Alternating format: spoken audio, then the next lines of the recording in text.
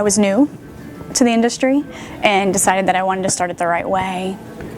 So I couldn't wait to take it. They were so energized that as soon as I heard that he was coming back, I was the first person to sign up. I decided to register for the program simply because being new, I had heard that photography business was 80% business and 20% photography. And I was okay at the photography part, but I knew I could sell it, but I wanted to sell it the right way.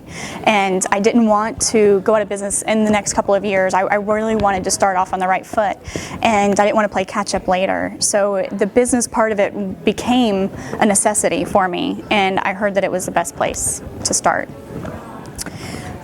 It's been right at 2 years since I did the program, and I would not be in business if I didn't take Andre's class.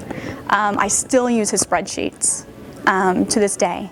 I plug in everything, and before I even think about creating a new price list or think about increasing my prices, I will use the spreadsheet and I will see what the new prices for my lab is, and I will cross-reference them because I don't want to undercut myself and my family.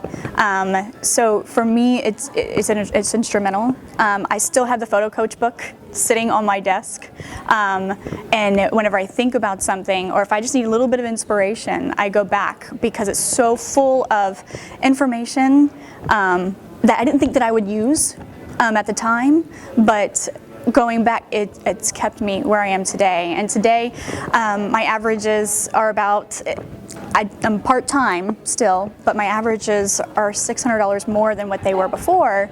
So it's huge for being part-time and only doing it on the weekends aside from my full-time job. So I'm more than happy with it.